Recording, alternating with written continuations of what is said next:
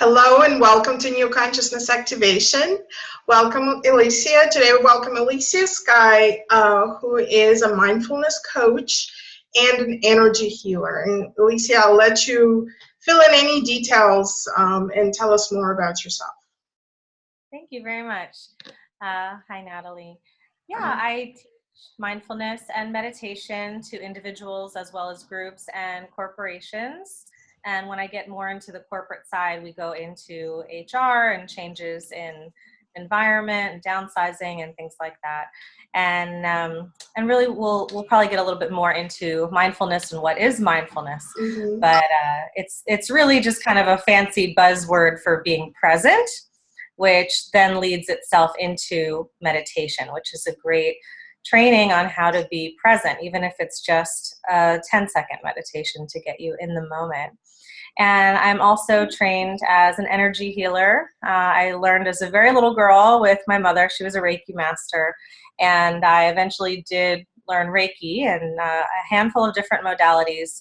I'm very intuitive, and I channel, and I'm a scribe, and I connect with angels and guides, and it all goes together. It usually flows really nicely between those two worlds of being a coach and being an intuitive healer. Though sometimes the corporate clients don't go too much into the spiritual work, so that's easy too. Right. Wonderful. Well, let's start with mindfulness, shall we? So what is mindfulness? You kind of gave us one word that defines it, but can you talk more about why is it important, and why should our viewers really pay attention to it or be concerned with it? Yes, of course. So mindfulness is very specifically being present in the moment with everything that you do, with the actions you take and with how you think and everything else. Just really truly being conscious when engaging, whether it's with yourself or with anyone else. The opposite would be mindlessness, like when you're multitasking. For example, a lot of us have the experience where we're driving in a car and we've arrived somewhere and we can barely remember the journey there, maybe little snippets here and there. And in those snippets, we were mindful, we were present. But when you've arrived, you're like, wow, I don't even remember this drive. It means you zoned out. You were, in outer space and you weren't really dropped into your body. And that's not a great place to be as a safe driver. But, also in our life, in our everyday life, when it comes to work, engaging with friends and family, and especially big events in our life, like getting married and having children and, all those precious moments. It's so sacred to really be dropped in and to be mindful, because that's when you'll remember more. Mm-hmm. So is mindfulness only important for remembering things, or what is the meaning behind it? Why is it really so important for people to be in the moment? And what happens when we are not? It's funny that you were mentioning the drive and not being able to remember it. When I work with my clients and I do hypnosis with them, or when clients come to me and they ask me, does hypnosis really work?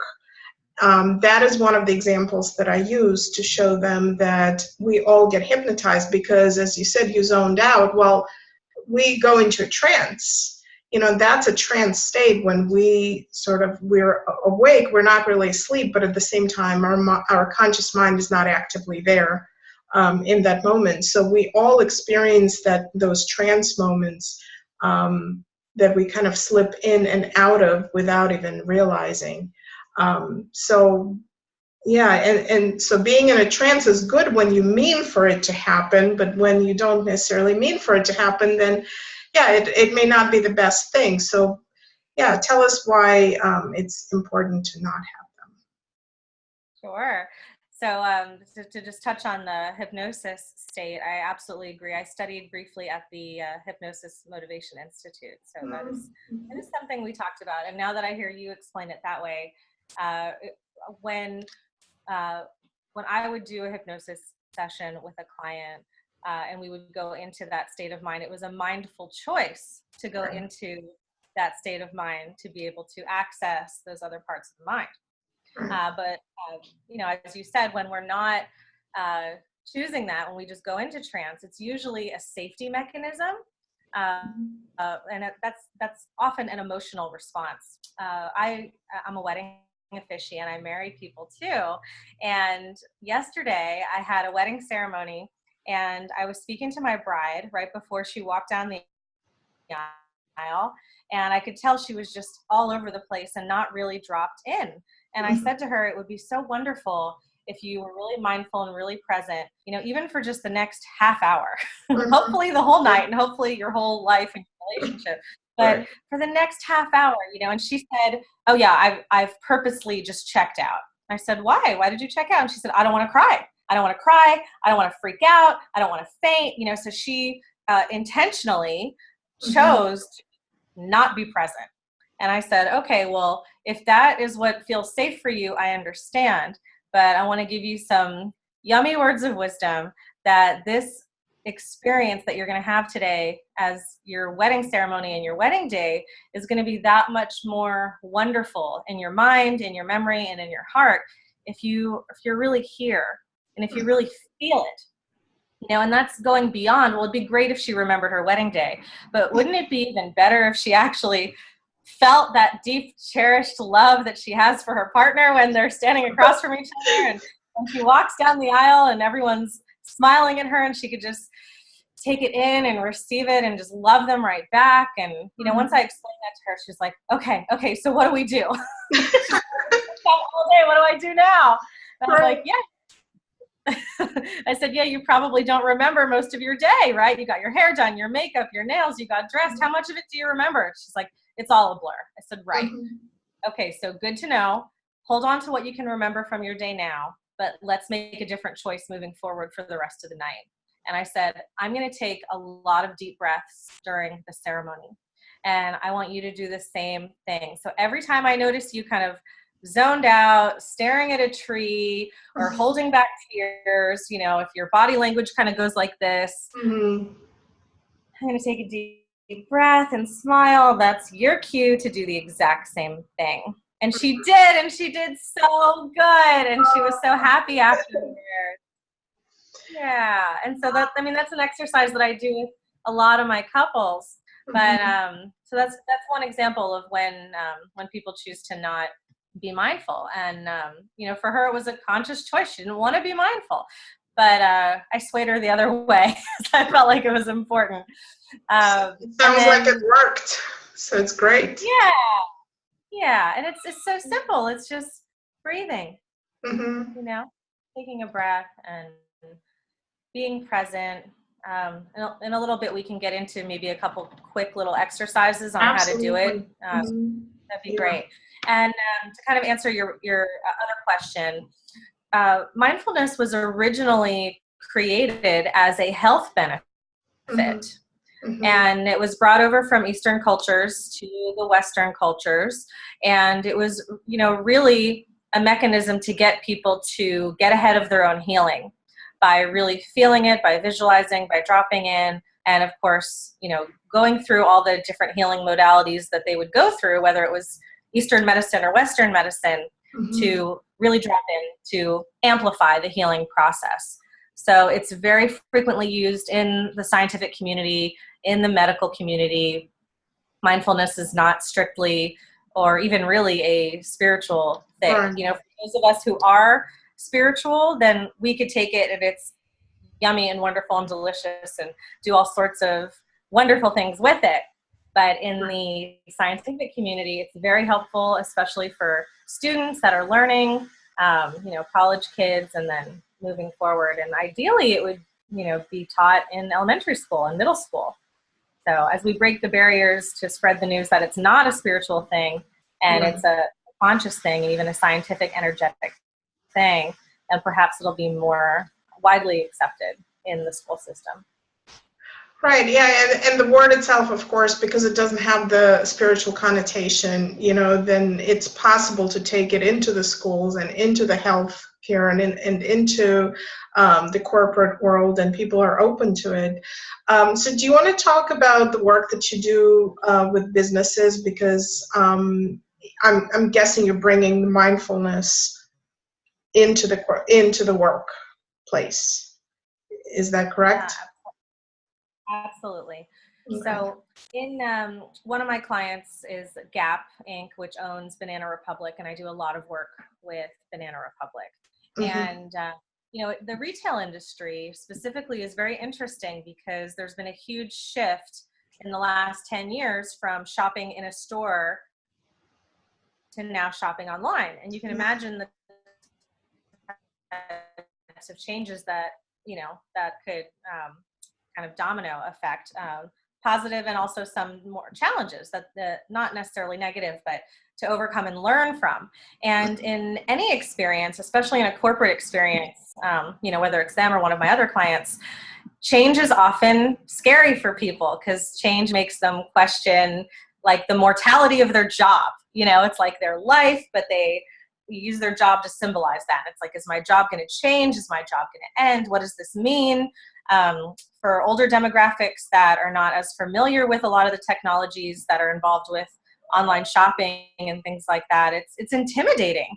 Right. And we bring mindfulness in as stress reduction, which even going back to what I was saying about why it was brought over from the East, stress reduction is the most healing thing that you can do for your body, whether you're undergoing cancer treatments or fighting anything else. And we all know that stress is a killer. Stress is it does things on an atomic level within us that is just bad. There's everything about it, to weight gain to serious trauma and anxiety. Mm-hmm. So in teaching stress reduction, which could really be another term for mindfulness, right, then it really helps the corporate environment. No matter the size of the company, I work with other companies that are 10 people, 20 people, startups. Everyone has their challenges and then everyone has their successes. And I think it's important to experience mindfulness during the positive as well as the negative, because then you tap in, you hold on to those moments, you create that sense memory for yourself that you go back to when you sit and you're quiet and you're present, and you can really create so much more strongly from that place. Yeah, and so from that, I'm wondering, how do you sell the idea to them, to the companies? I mean, because the company is not going to invest in somebody coming in over and doing some sort of training or even work with them unless they see a great benefit in it. So what are the benefits that the corporate world sees in mindfulness? What is the framework that they put in? Got it. So when a company invests in a stress reduction program, it has an incredible amount of benefits. Number one, like all the healthcare costs are going to go down because people's health will improve and increase. It's going to up the morale of the people that are participating in these programs because they're going to be more present, more mindful. They're going to tap into who they are as a kind human being. I teach kindness as part of what I do. And when you are mindfully listening, it's a little different than active listening, but it's mindful listening, which I bring that kindness into it, then it completely improves the environment. And that's a big thing in businesses. You and I are very fortunate that we have our own businesses and we often work with other people, but we've all worked for larger groups or other people at one time. And my goodness, the drama, Absolutely. the drama that goes into the workplace, whether it's a store itself or, like a record shop or a grocery store, whatever it might be. You have these communities of people that work together. And in some ways,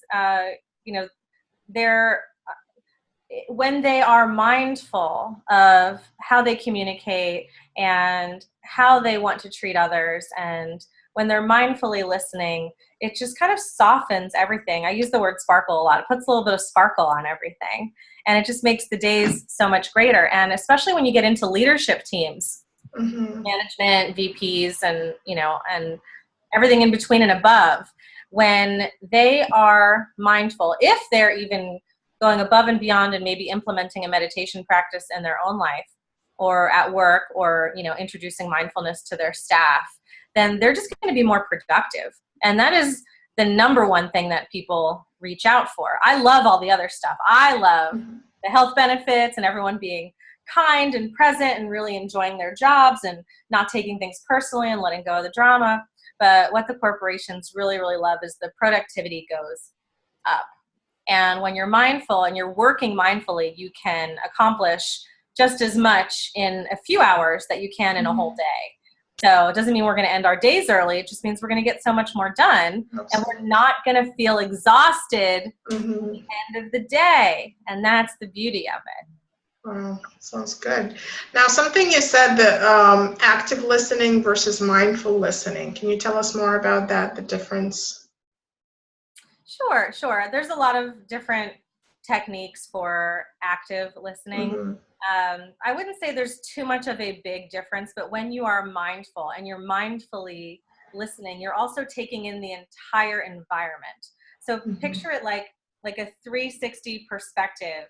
It's not just your ears hearing something. With active listening, you're often listening for something, you know, and in mindfulness, when you're listening, you're hearing it all, and you're not thinking about when you're going to talk next, and you're not thinking about, you know, well, necessarily what does that even mean? You know, your brain is going to process and compute for you, but you'll be fully dropped in.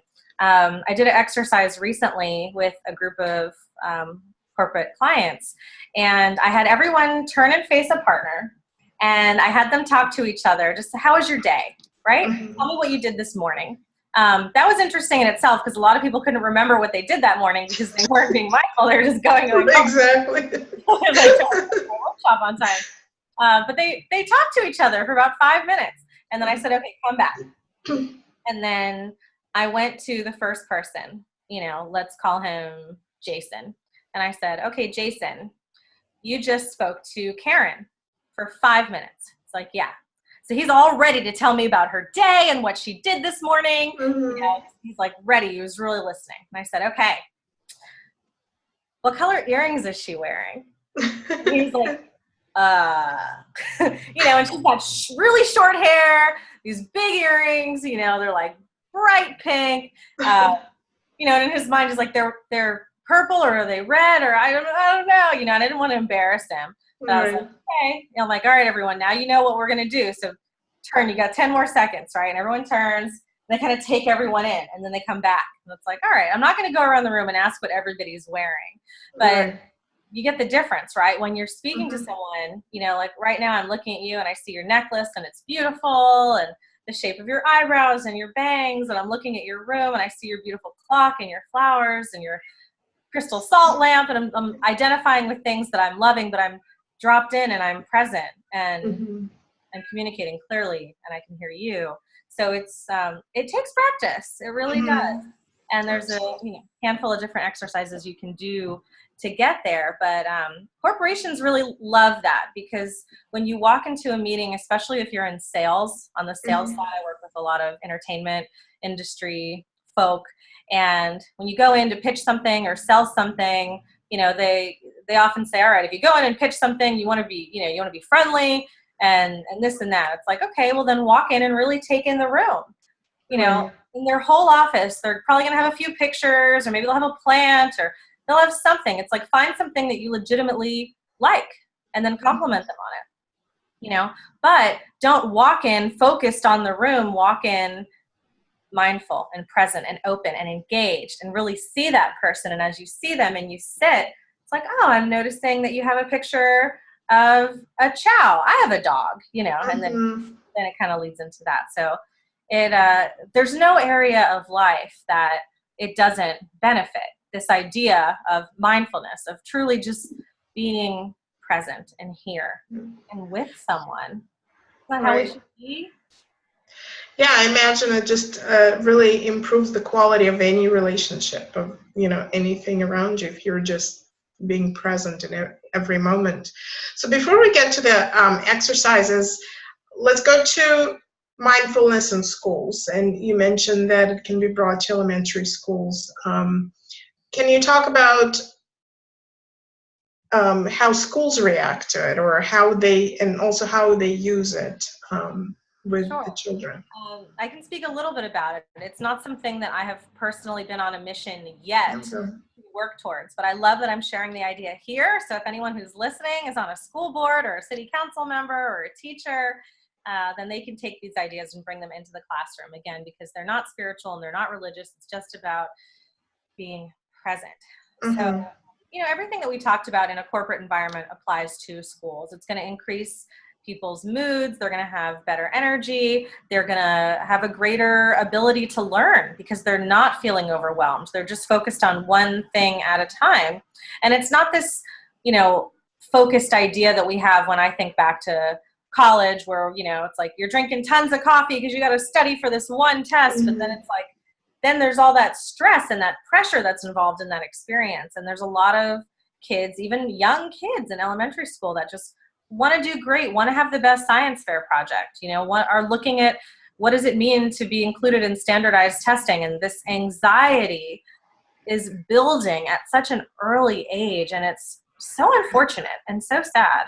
You know, my sister was a teacher at a charter school in LA called New Village, and they do meditation right at the morning bell and then again at the end of the day.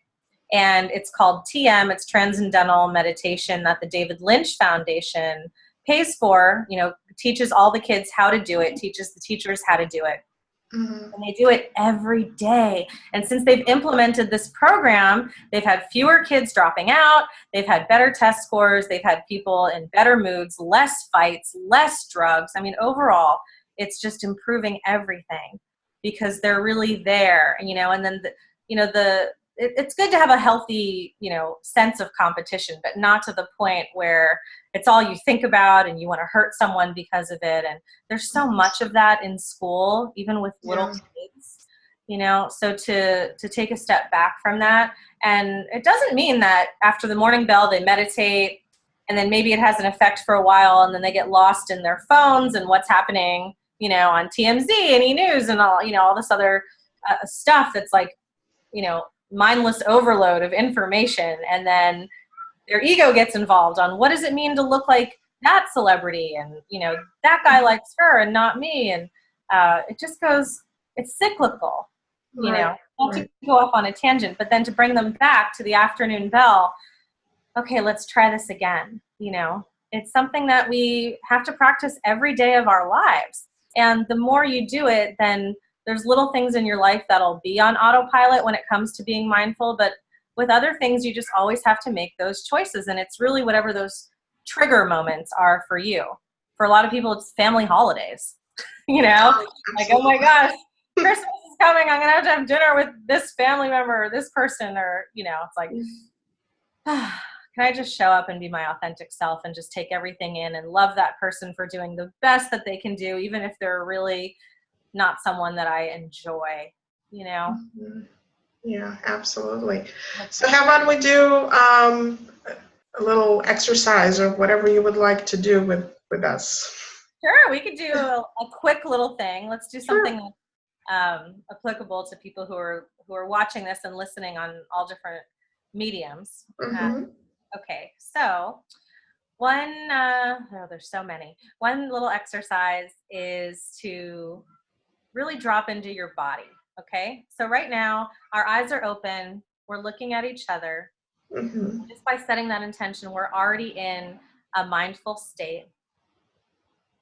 So you just take a breath, take a conscious, deep breath, really feel your lungs fill with air, and let it go. And just get into a pattern of normal breathing. We don't have to take deep breaths all the time when we're meditating or being mindful, because sometimes that's distracting.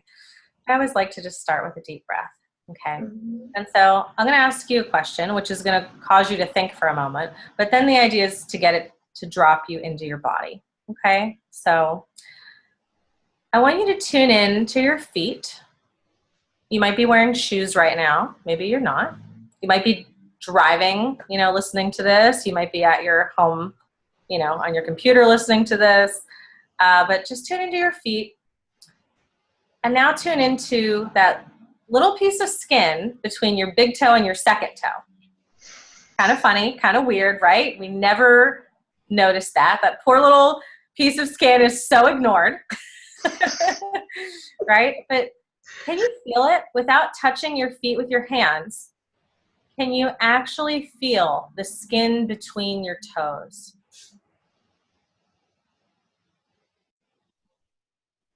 And maybe you can, or maybe you can't, but you're so dropped into your body trying to do it. And it's almost like the world just hit a pause button. Like everything stands still because you're right there. Now go to your next toe, your second toe to your third toe.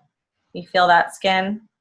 And what's kind of cool about when you tune into a place in your body, it almost feels like the energy wakes up, you know, and I believe we have chakras. We have these little energy points all over our body. So our little skin between our toes chakras are so excited right now. They're like, wow, we're getting attention, you know, and that in itself awakens them. It gets the blood flowing. It creates healing, right? And this is just this tiny little piece of skin. Imagine if you did that with your heart, your lungs, or your kidneys, you know, your digestive system. We can talk about that in a little bit too. Okay, let's go to the next toe. Let's do middle toe to our ring toe, you'd call it. Now you're probably getting a little better at this, so let's move from our ring toe to our pinky toe. You may want to naturally start to notice the bottoms of your feet. You can close your eyes if you want to, if that helps. If you're driving, don't close your eyes. Right, now we notice the bottoms of our feet, awake and tingling.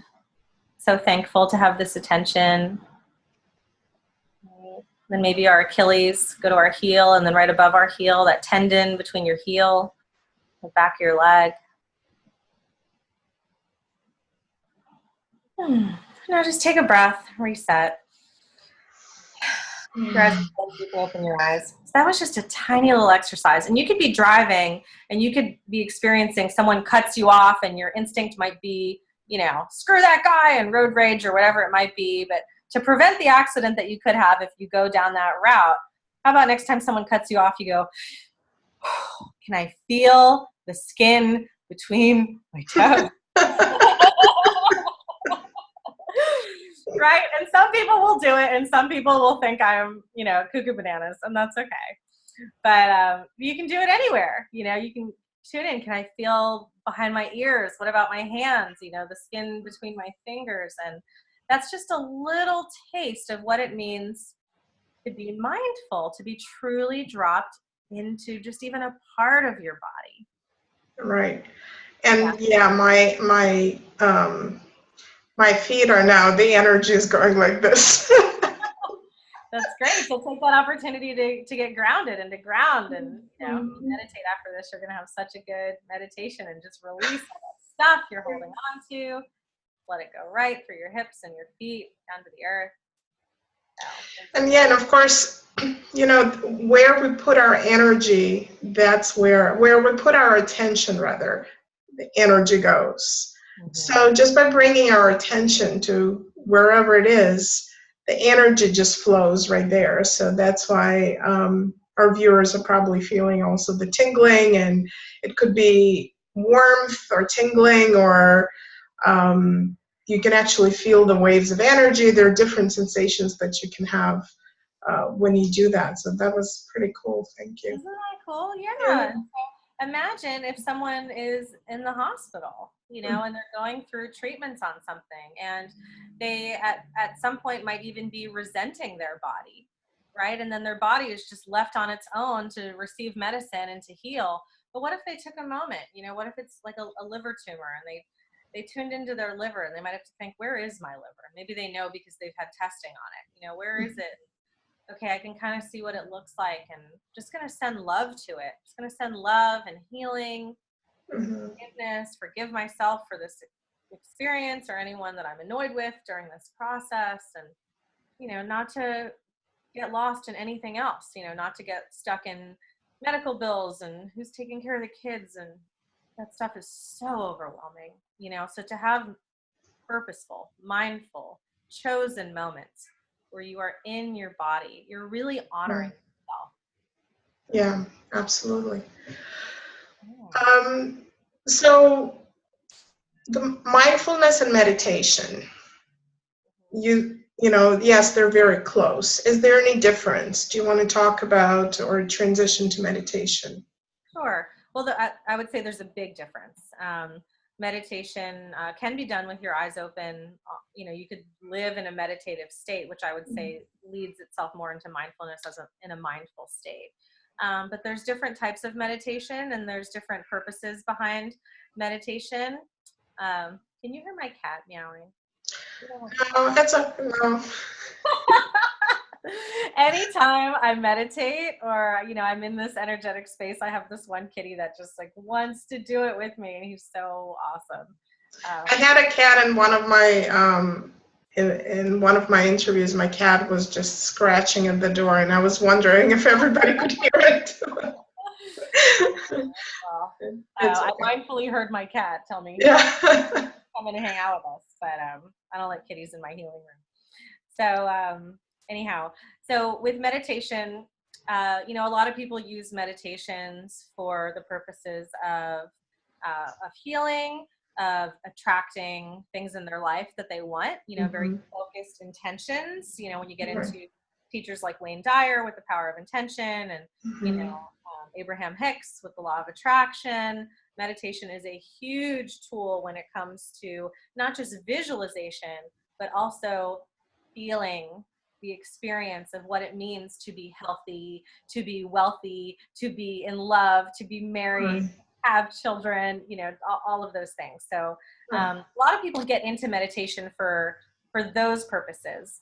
But, you know, meditation has been around, I would say, almost since the dawn of man, whatever you believe in or not, that it's a way that we have always practiced in really dropping in, letting go, and just listening, you know.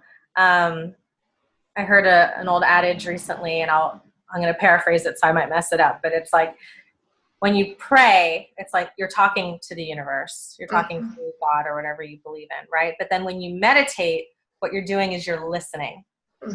That's almost the, you know, the opposite of prayer, but equally beneficial and wonderful. And I don't know a lot of people nowadays that actually pray.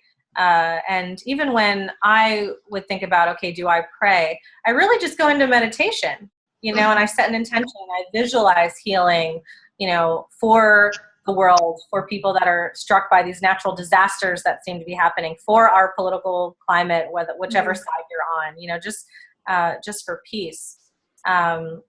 So meditation it's so expansive. There's so much you can do with it. And when it comes to mindfulness, especially with my clients, you know, the things that they often ask for is, you know, they want a little bit of both, and they want some meditation exercises and some techniques to get them into a mindful place. You know, so that little one with our feet, but there's other types. You know, we briefly talked about grounding, where you ground and you know, make an intention to let go of what no longer serves you and what you don't want, you know, and once you've done that, then you can almost do the opposite, where you set an intention to receive and to be fulfilled and to call in everything that you want, or call your energy back from wherever you left it. You know, there's so many different ways to balance your energy and balance yourself, your physical body, to reduce anxiety. It's a great tool for anxiety. And, you know, I'm friends with a lot of psychotherapists and, you know, counselors and psychiatrists. And you know, nowadays people are really trying not to use medication and try to not use a lot of drugs, especially when it comes to anxiety, high stress, even, you know, certain aspects of autism and depression. If someone can receive healing and make progress through meditation and through mindfulness, then not only are they saving money, it's better for their physical body, you know, and then they have a tool that they can use the rest of their life that's a bit healthier. And I understand that not everybody can do that, but it's definitely worth trying first. Absolutely. So I wanted to get back to something you said before for a second, just make a comment about prayer. I think prayer, at least for people who, who choose to pray but are outside of the religion, or any kind of structured religion that tells them how to pray, right? That the prayer has been transforming into affirmations, perhaps, or just intention. And so, this idea of when we pray, we talk, and when we meditate, we listen. It's that idea of having a full and balanced conversation instead of just sort of a one-way talking at the universe, right? So, and I love that two-way communication, where we state our purpose or state our goals through affirmations, and then listen for the universe to sort of whisper back, because it doesn't speak human, but it finds other ways to talk to us. So, do you want to, we wanted to talk about health, right? And we wanted to get back more into that. Can we talk about how perhaps you use mindfulness and maybe get into wellness coaching a little bit and see how that goes? Absolutely. And just to touch on what you just said too, because I loved how you said that. When people are wanting to develop their own intuitive abilities, meditation is a great way to do that. That's something I didn't really touch on in talking about different aspects or intentions of meditation. But if you really want to go on a spiritual path and you want to be able to clearly hear your higher self, your guides, your angels, there's a handful of different meditation techniques, more than a handful, that really allow you to get present, get dropped in, and be able to hear those, those wisdom teachers that are guiding you and helping you open up. So. Yeah, and I want to get back to intuition and developing your intuition. So let's start with health, and then we'll get back to intuition. How about that? Okay, we'll jump back and forth. So I published an article recently with Consumer Health Digest. They reached out and asked me to write for them about mindful eating.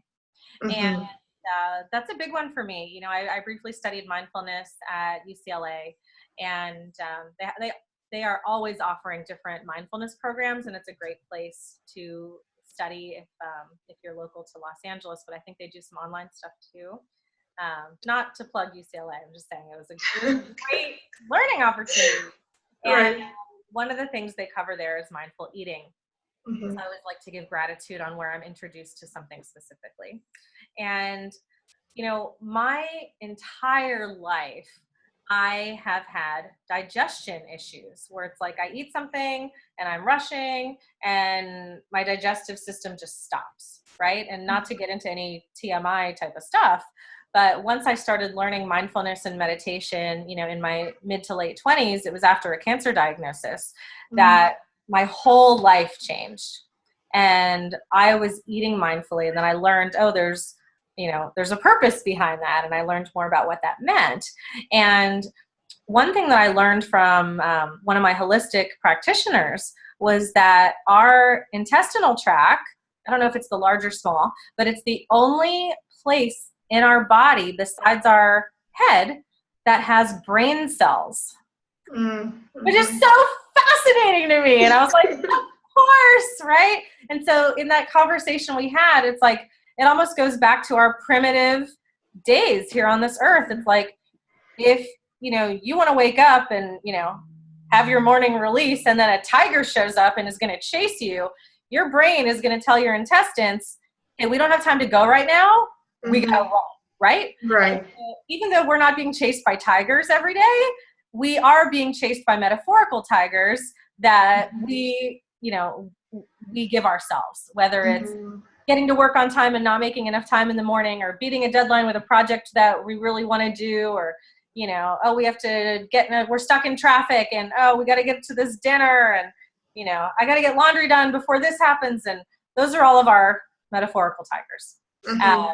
And so we're constantly, for some of us, myself especially, constantly telling our bodies, stop, hold everything, So it was mind-blowing when I learned about that. So then when we eat, imagine if we're just mindlessly shoveling food into our body because, maybe we're rushing, but also maybe we're distracted. Maybe we're like watching a movie or watching a TV show, and then we're just eating. And then at some point we realize we're kind of full, so we don't have to eat anymore. And then we stop. But it's like, okay, did we chew everything enough? You know, our saliva is so amazing and so fascinating. It actually helps to break down the food that's in our body. So if we didn't chew it enough and our saliva didn't mix enough into our food, then it's not going to break down as easily once it goes down into our stomach. You know, it's all a process. And our jaw chewing is actually paired with our intestines moving, right? So if we're skipping chewing and we're chewing just like meow meow, these big bites, then the food that's already in our intestinal tract is not compressing enough. But imagine if we were actually chewing a lot to where our food is just completely mush. And then down here, our intestinal tract is helping to really break down all that food. It's like, wow, this is a system that works. And we're trying to eat it, and it's messing with us, right? So it's all connected. This whole idea of being present and being dropped in and eating mindfully and really tasting everything and chewing everything and going deeper into the experience of gratitude. You know, when we talk about prayer, when I pray, I'm really just giving gratitude for everything. And, you know, gratitude, where did this come from? You know, it's like I'm eating this delicious croissant that I probably shouldn't be eating. And it's like, okay, it has this amazing butter. And where did this butter came from? You know, hopefully, you know, an organic farm with a happy cow. And I see that cow and, you know, everyone's good. And this wheat that is hopefully non-GMO that's on this field and it's picked by happy farmers. And, you know, then where does it go? And it gets to my store, and then I buy it at the store, and then I, you know, then I eat it. You know, there's a whole journey that this one little piece of food has been on, and we take that journey for granted. You know, it's really easy to think about a piece of fruit.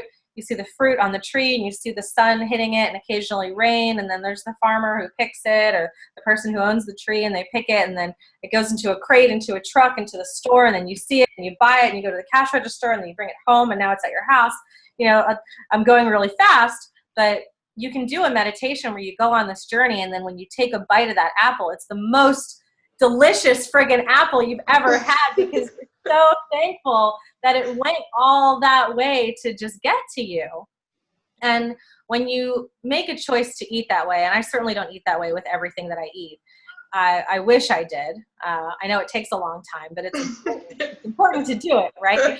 But you really start to think about the journey of your food before it gets to you, you're probably going to eat less crap, because you're not going to want to eat, you know, fried things as it goes into a fryer that hasn't been cleaned in 6 months. You know? And not even to talk about animals and what animals go through. And, you know, I eat fish and I eat meat once in a while. And when I make those choices, I try to make them as consciously as I can, with love and gratitude, and the whole process for me specifically. But, you know, I couldn't imagine mindfully eating a McDonald's hamburger. Like, I would be so grossed out. So when you make those choices, it, again, improves your health overall, because now you're probably going to make better choices because you're thinking about the journey that your food has been on when it gets to you. Right. And that's one aspect of the health. So I just want to clarify. So mindful eating is primarily about focusing on kind of staying in the moment, obviously being mindful, but really being mindful about the journey of the food, and just and really focusing on the process of eating. Yeah. Is that what it's?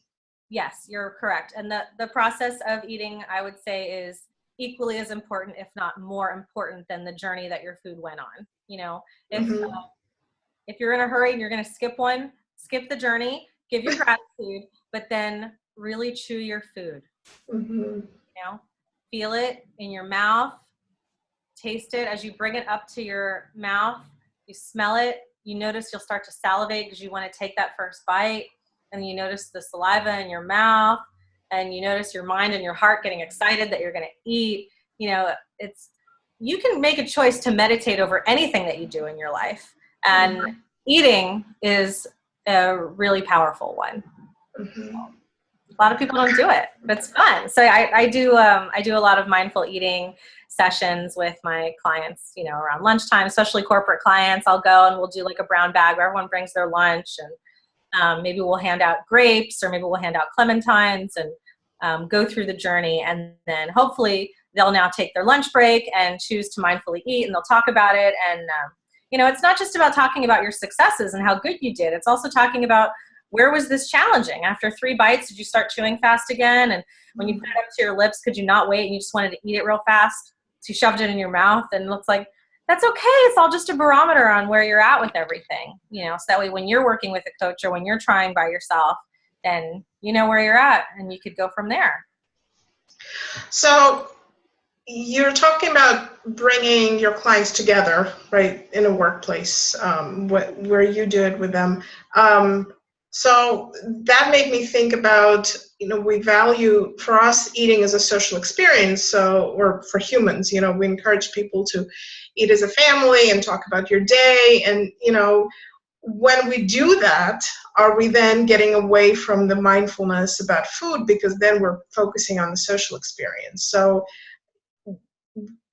should we do one or the other, or should the family just sit there quietly and focus on chewing, which would be a weird social, you know, event. So how do you reconcile those? That's a great question. I married an Italian, so, you know, breaking bread is the most, you know, important thing we do every day as a family. And, you know, it's all about balance, right?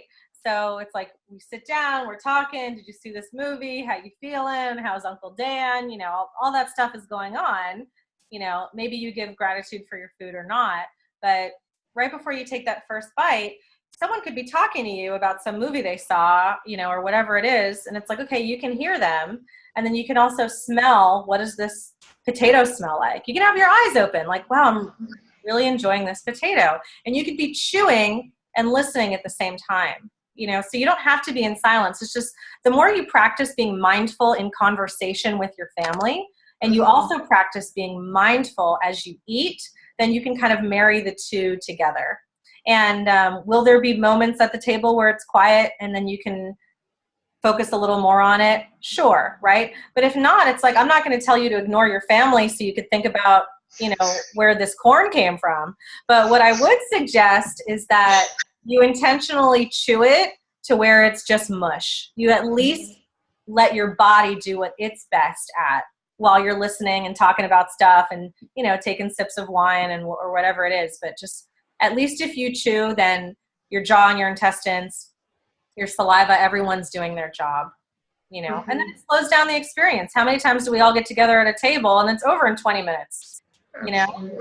Yeah. So it's like, let's sit there and let's keep talking, and, you know, let's move it into the living room, bring out the board game, and, you know, yeah, it just enriches everything. Yeah. Yeah.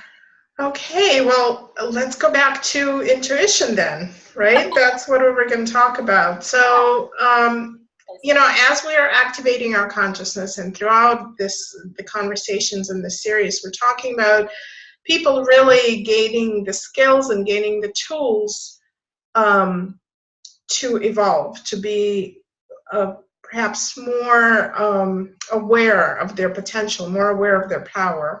And intuition, to me, is at the core of that, because that really connects you to who you truly are and allows you to get guidance. So I would love for you to talk about how people can develop intuition, perhaps, or how you use intuition in your work. Yeah.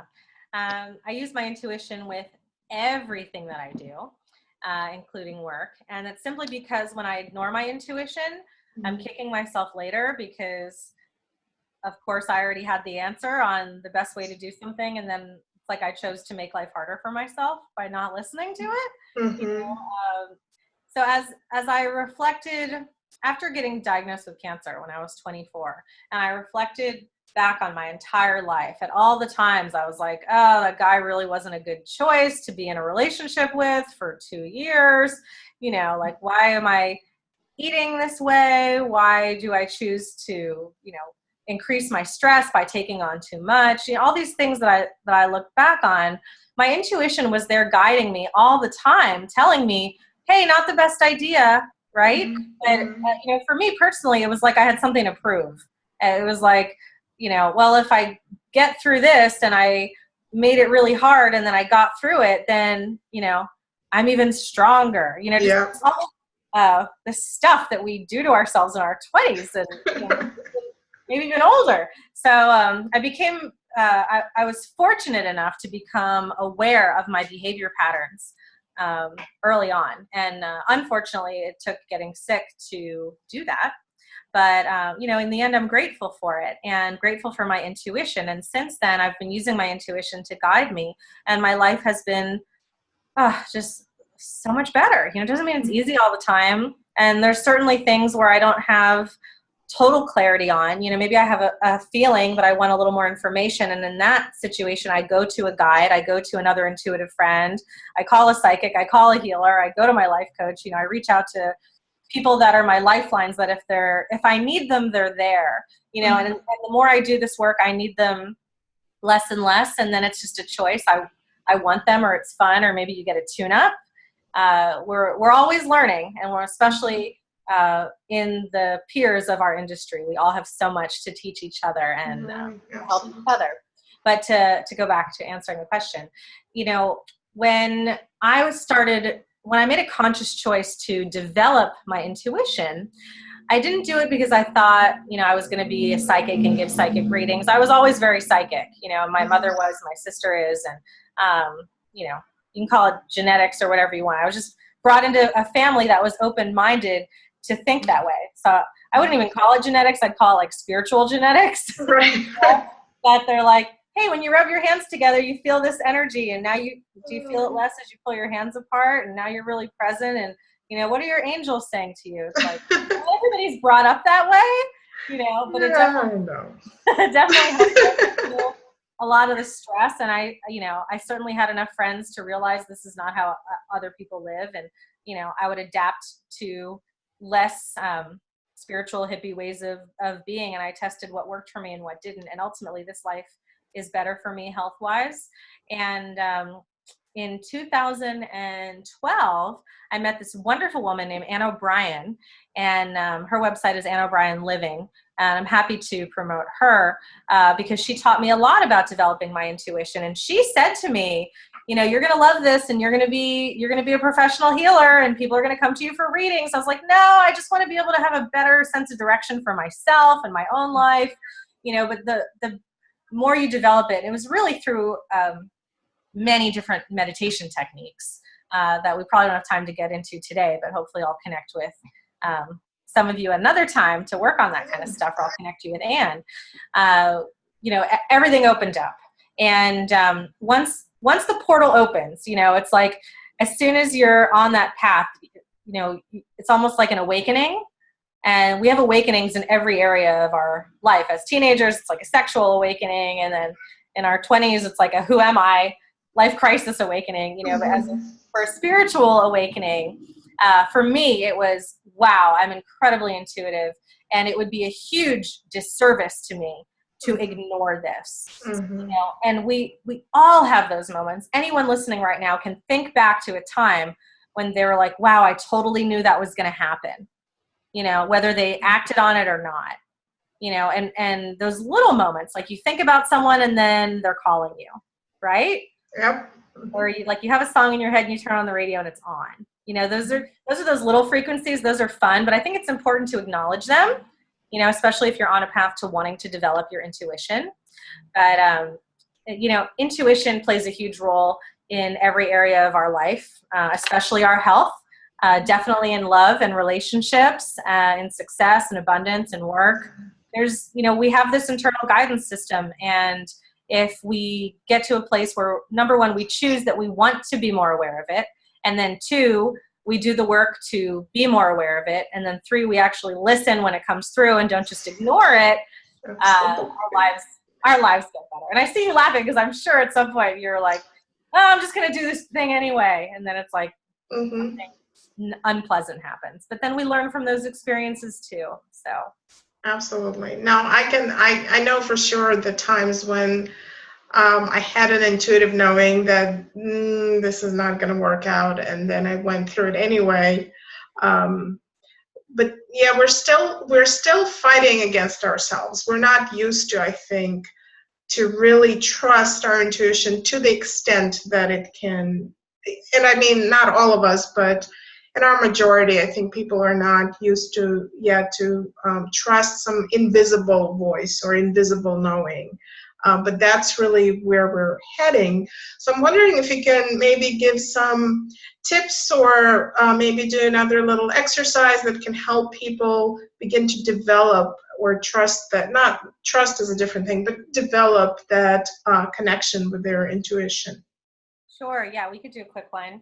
And just to touch on what you just said, that voice, that ominous voice that's telling us something or guiding us something, that's you. Right? That's you. It's your body, your mind, your soul, your higher Right. self. Yeah. Um, so, you know, don't you love listening to yourself? You know? We usually do, yeah. So that's why I always laugh when people are like, I don't know, I don't believe in angels. It's like, that's fine. Do you believe in you? Do you believe that you have an idea and opinion about what's best in your life? And maybe you have this gut instinct, or, you know, it's primitive. You know, it's where our ego actually serves us, is to say, ooh, don't turn down that street. You should go down that street. You know. But you know, what's interesting is that there are people who so completely don't trust themselves Yeah. that they are afraid, even with their conscious mind, they're afraid to make a decision. You know, I've worked with people who wait for somebody else to tell them what to do, or wait for somebody else to point them in the right direction, and they actually tell me, I don't trust any decision I make.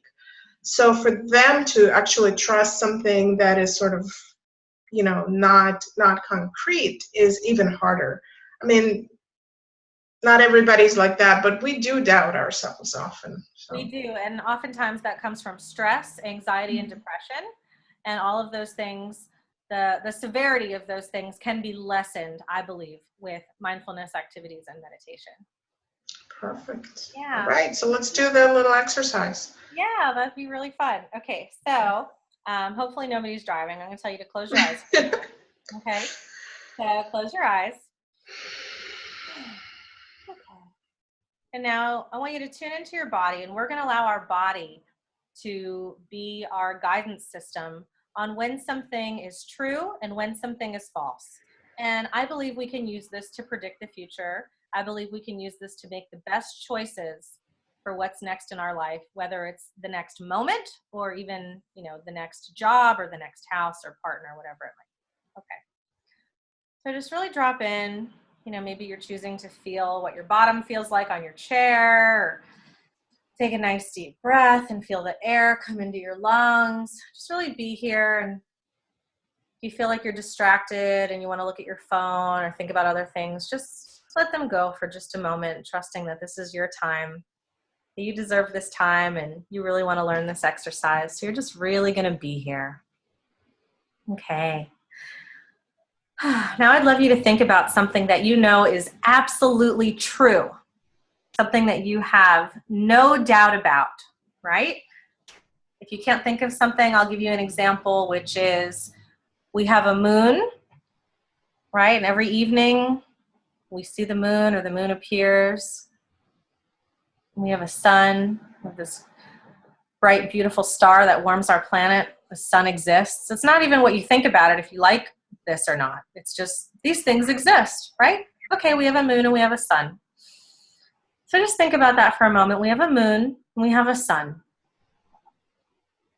And when you think about that truth, notice where your body lights up. And if you're not noticing anything right away, then expand on that thought that you know is true, right? The sun is warm. The sun is warm. The sun is a hot, hot star. Where is that true in your body? Where is your body acknowledging and confirming that fact that you are thinking? The sun is warm. The sun is hot. The sun is a hot star. Okay. So hopefully by now you found a place in your body that alerts you when something is the truth. And now I want you to take a deep breath. Forget about whatever it is you were thinking about. That's your truth. Just kind of reset. You can shake it out a little if you want. And now you're going to think about something that is a complete lie, something that is false, something that is wrong. Okay? Something that, you know, when you hear it, it's almost like it emotionally drives you crazy because it's so wrong, right? Like, there is no sun in our solar system. Or, you know, if you think that you hate someone that you actually really love. We're just making a choice to think something that is wrong. Make a choice to think about something as if it was the truth that you know is absolutely not the truth. Okay, so when you think about this thing, even as if it's as simple as, you know, there are no oceans on this earth. The earth is completely dry. Notice where in your body you feel that lie. You feel that false truth.